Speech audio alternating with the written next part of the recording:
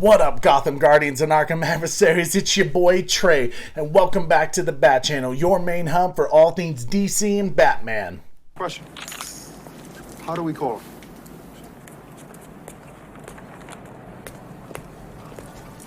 He gave us a signal.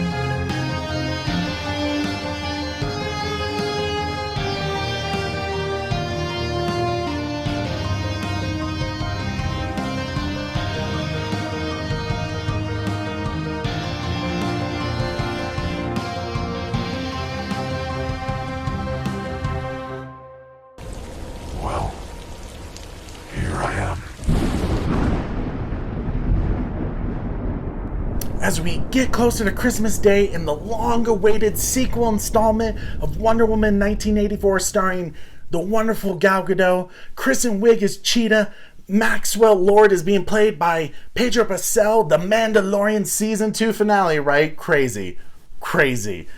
And the mysterious return of Steve Trevor played by Chris Pine. I figured, let's do an everything you need to know video before you go see Wonder Woman 1984. So we're going to quickly summarize the first Wonder Woman film. We're going to talk about the new villains that you're going to see in kind of their comic book history, and a little comic book review of the exclusive Wonder Woman 1984 comic book movie tie-in. So before we begin, make sure you hit that like, share, subscribe, and the notification bell so you'll never miss an episode. And without further ado, let's get to it.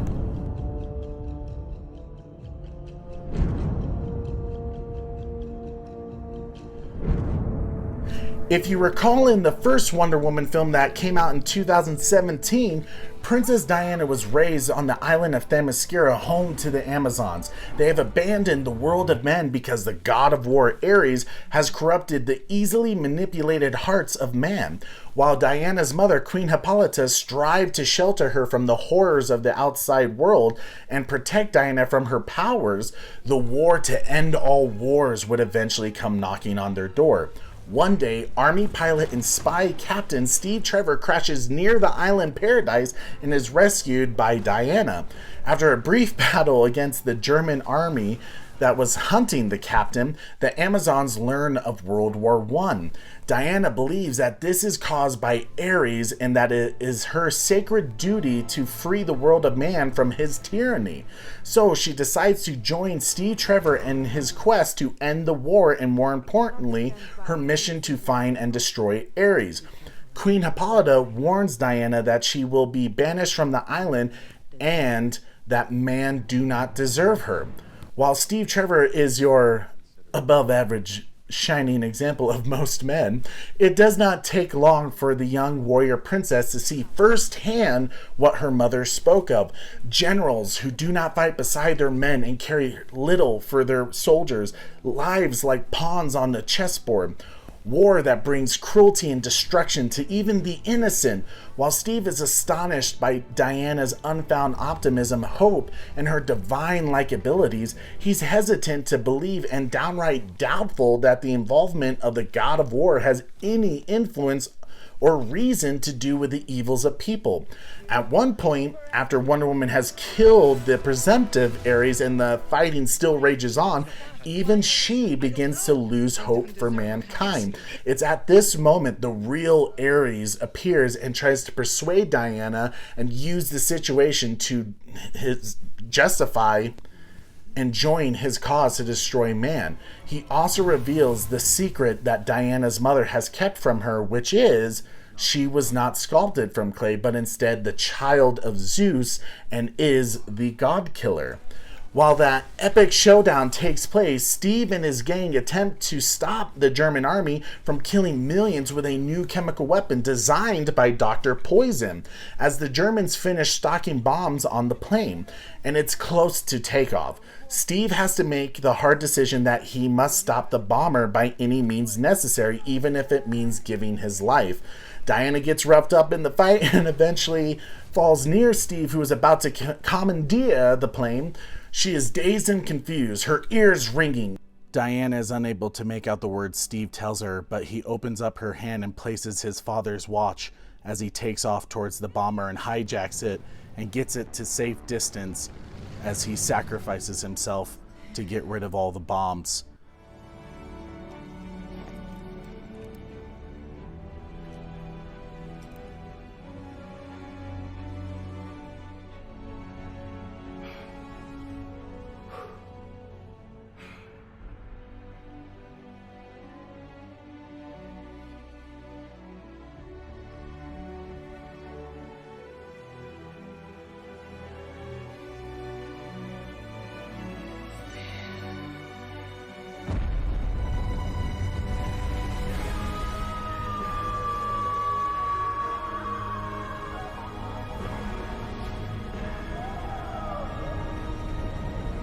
It's at this moment Diana completely loses control and goes into this wrath of a godlike fury.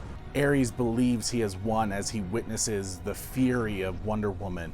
He wants her to commit the final blow and take out Dr. Poison, who he believes represents the darkness of humanity. But at this time, she starts to remember what Steve said to her before he sacrificed himself.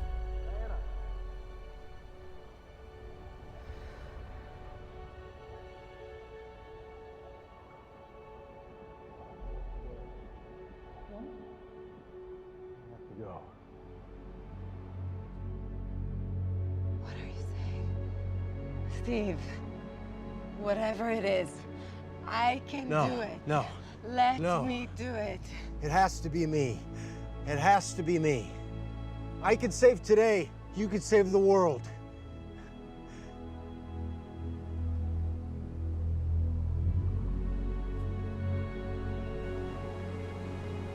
I wish we had more time. What are you saying? I love you.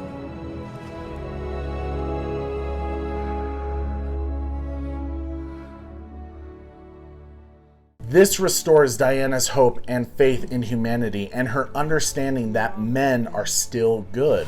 Love conquers all.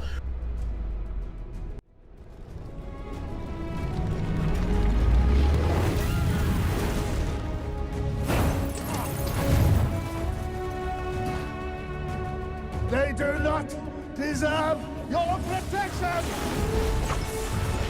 It's not about deserve.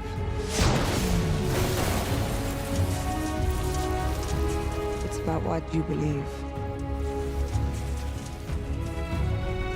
And I believe in love. Her newfound strength allows her to defeat her half-brother Ares and free mankind from his influence. Goodbye, brother.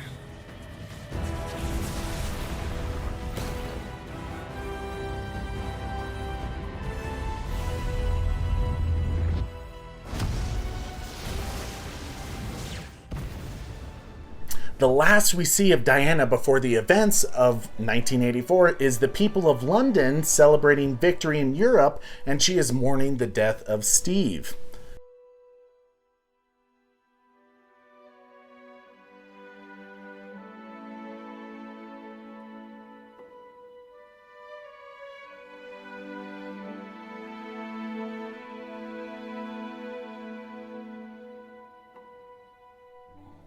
Now that we have you all caught up for the first Wonder Woman film, let's meet our new villains of Wonder Woman 1984, starting with Pedro Pascal as Maxwell Lord. He first appeared in Justice League #1 in May of 1987 and was created by Keith Giffen and Kevin Maguire. Now, Maxwell Lord is very similar to Lex Luthor. He's a very powerful, successful, and wealthy businessman. He is said to be charming and charismatic and very influential. He is a expert tactician, a master manipulator. So that kind of gives you an idea of what to expect from him as a type of character. Apparently, he is in the possession of something called the Dreamstone, which this will make further sense if you guys stick around for the comic book review. But apparently the Dreamstone is a special rock of the gods that grants any wish, and he was able to gain possession of this from one of his multinational geology companies, I think called the Black Gold Cooperative. So that's going to be interesting. I wonder if that's going to play into how Kristen Wiig becomes Cheetah. Speaking of Kristen Wiig, let's get into her character. Now, Cheetah is Wonder Woman's main nemesis. It's kind of like her Joker to Batman, right? The real name of Cheetah is Dr. Barbara Minerva, and the first time she appeared in DC Comics was Wonder Woman, I want to say Volume 2, 1987, so actually at the same time as Maxwell Lord, but she was created by Len Wein and George Perez, the great George Perez, right? Now, in the comics, Dr. Barbara Minerva is a British archaeologist, but I think Kristen Wiig is obviously American in this, but she gets her powers from a plant god. I think I'm totally gonna biff this name. My wife would know better. She reads the Wonder Woman comics. But Urs Kurtaga, which is a like bloodthirsty African plant god who chooses Dr. Barbara Minerva as her champion to become Cheetah. Some of the abilities she received from the plant god is transformation. Obviously, she can turn into a cheetah, but she has superhuman strength, durability, speed, agility, even enhanced senses, claws, fangs, you know. And apparently, in the comics, I think she can have animal control. I'm not sure about that. That kind of gives you an idea of what Wonder Woman is up against in this film compared to Ares, someone very ferocious. And obviously, I believe Dr. Barbara Minerva and Diana were friends before she turned into a cheetah, so there's obviously that kind of tragedy that they're going to play into. So we'll see how they explain her transformation into this. I'm not sure exactly, but I'm just super stoked to see Kristen Wiig as Cheetah because she's in so many comedy films that it'll be nice to see her. I think the only serious film I ever saw her in was The Martian with Matt Damon, and that was a cool film, but it'll be cool to see how they explain her transformation. Something tells me, rather than the plant god, it's going to have something to do with Maxwell Lord with that Dreamstone, but we shall see. Now that we're all caught up and we have learned a little bit about our movie villains for the sequel, let's check out the exclusive Wonder Woman 1984 Prologue comic book movie tie-in subtitled Museum Mayhem. The comic book writer is Anna Obropta and Louise Simonson. The art is by Brett Belvins and cover is by Nicola Scott and Annette Walk. I mean, this cover is awesome. I mean, you got the logo that we've seen in the trailer, the Wonder Woman 84 Museum Mayhem. The colors are awesome. It looks like Gal Gadot for Wonder Woman, which is fantastic. Obviously, Washington, D.C. is going to be the setting in this film. We start at a special exhibit called The Tools of War, and Diana is giving a lesson to some high schoolers about Vikings. This is about what we saw Diana doing as a career in Wonder Woman, the little, you know, where we're in the present, you know, shortly after Batman v Superman, and what we see her doing, at least in Justice League, where she's curating at a museum. There's some subtle comical hints about female warriors and a bit of a weird conversation amongst the students, but we get our first Maxwell Lord Easter egg in the Hall of Geology, Gems, and Earth Sciences. It appears some of the gems are the personal collection of Mr. Lord's, which gives us our next main character introduction of Dr. Barbara Minerva, aka Cheetah, Kristen Wiig, who is getting a tour of the museum with Dr. Thomas, and as she is exiting the gems exhibit, a group of shady, uniformly dressed men enter the room and are up to no good. When a couple of guys who were up to no good started making trouble in my neighborhood. Cut back to Diana, who is continuing her lesson of warriors when all of a sudden the lights go out and the alarms sound off. The gang of men pull out some firearms, shoot up the place to cause panic, and steal the famous Nobel diamond. And only one man can solve it. Officer Jacques Cluzeux, gendarme, third class. That had to hurt. Diana learns about the robbers and tells the kids to stay down as she goes get help. Dr. Minerva and Dr. Thomas accidentally run into the robbers and are taken hostage as they need them for insurance and to get access to the roof.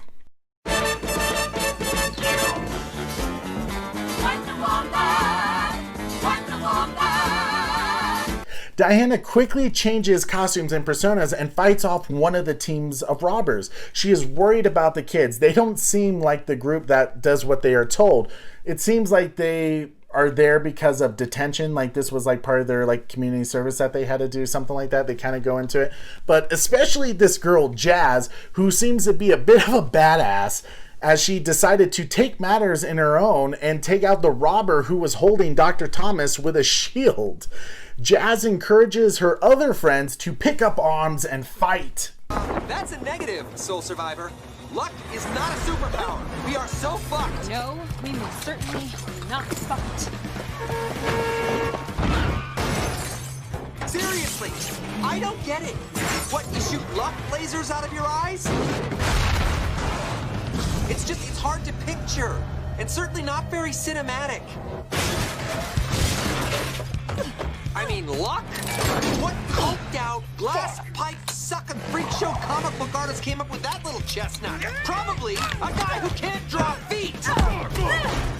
Once again, it all falls on my shoulders. It's why I'm cursed to be a solo act. Wander the earth. I'm in. I'm sorry, what did you say?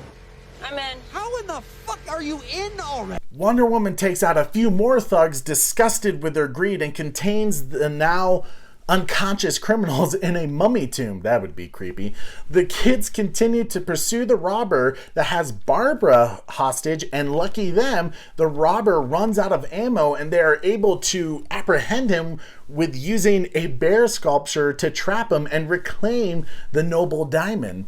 So as you probably can guess, these kids are getting a little too confident in their ability. 5 points will be awarded to each of you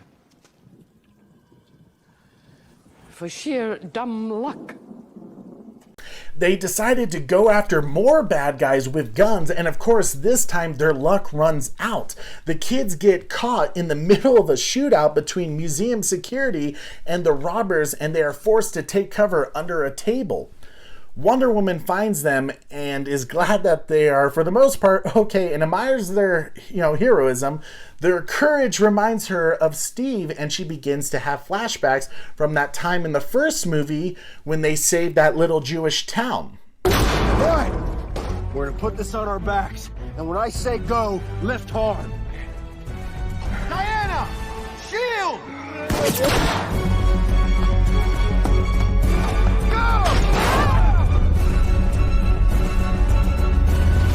They reenact the shield scene and Wonder Woman captures the robbers. She avoids the cops and checks in with the 3 brave high schoolers and thanks them for their bravery.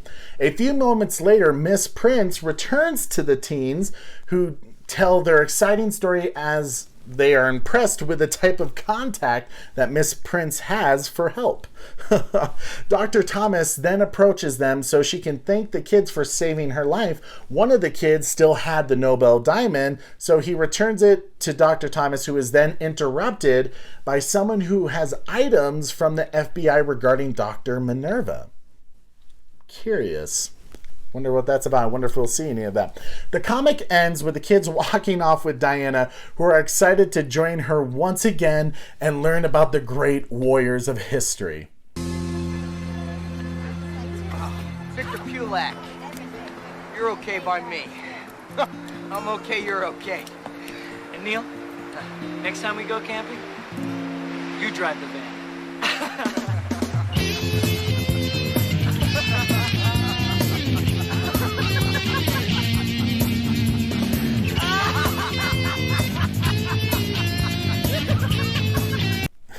Kind of like a classic 80s movie ending, right?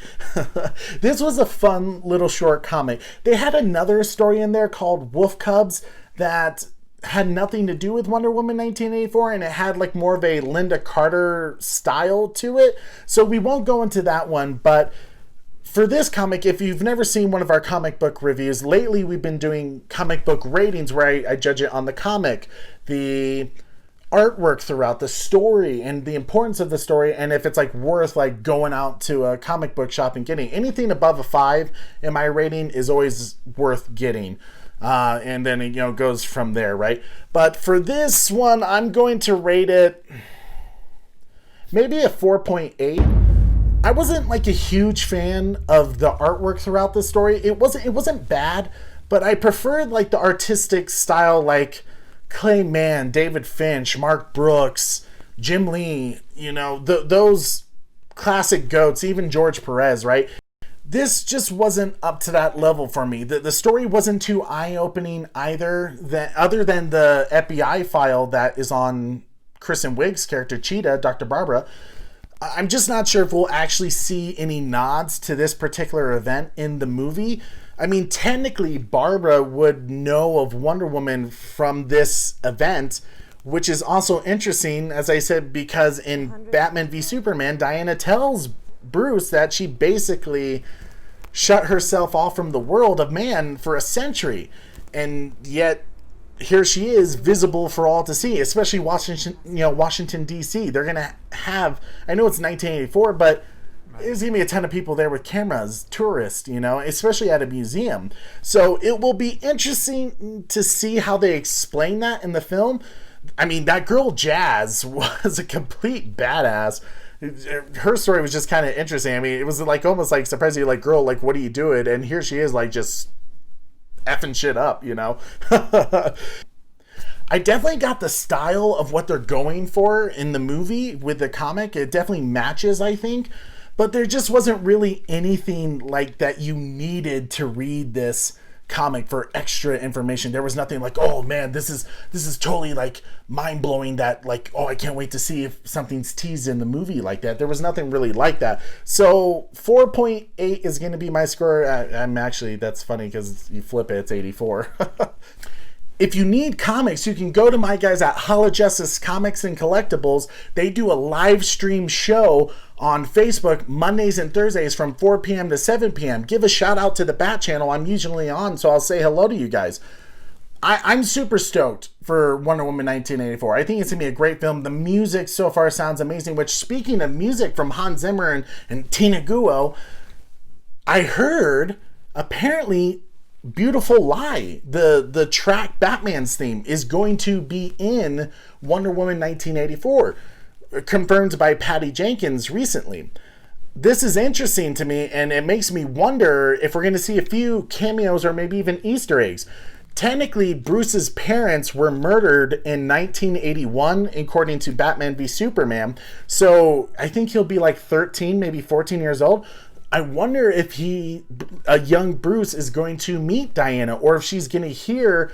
My theory is, I think we're going to hear that Bruce goes missing. The billionaire heir to the Wayne fortune goes missing, and I think it's Bruce leaving, to go learn in the mountains, to get his fighting skills and his detective skills. So I think we're going to see some sort of Batman v Superman connection. There is going to be a mid-credit scene. We did hear about that, so that's going to be interesting. So I'm personally stoked to see a possible Batman v Superman cameo in there. I think we'll also get a Linda Carter cameo. She has been so involved in promoting Wonder Woman 1984, and it just makes me think somewhere we're going to see Linda Carter, right? Let me know what you guys think. Write in the comment section. Let me know what you think the Beautiful Lie scene is about, the little teaser of Batman v Superman. Let me know how you're going to go see Wonder Woman 1984. I want to know if you're going to go to the movie theaters or if you're going to go to HBO Max. Also, let me know if you think you're going to see Linda Carter in it. I just would love to hear you guys' theories. There's so much I think is going to be teased in Wonder Woman 1984 that has me just really excited to see it. I can't wait for Christmas Day, and here we go. Let's see who's calling. Hello? Well, come what may. Merry Christmas, Mr. Wayne. Merry Christmas, Albert. Goodwill toward men and women.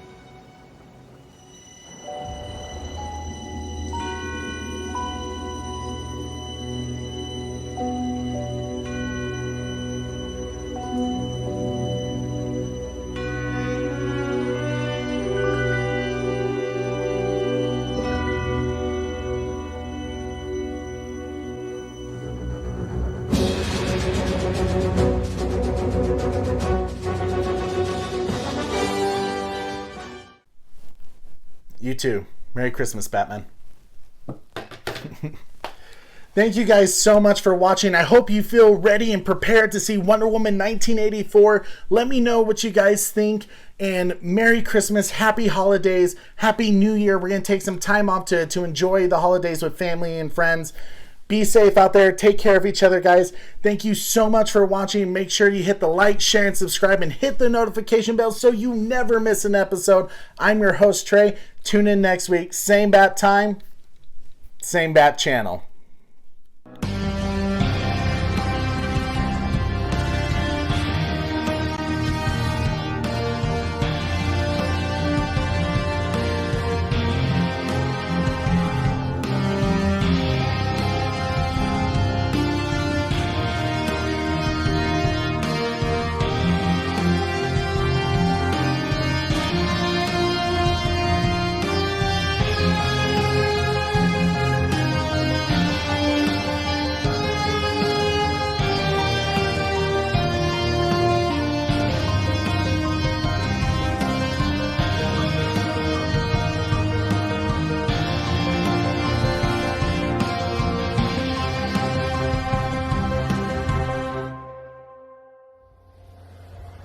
Hi everyone, here Batman. This message is to tell you that you should subscribe to the Bat Channel, the best YouTube channel about everything related to Batman and DC Multiverse.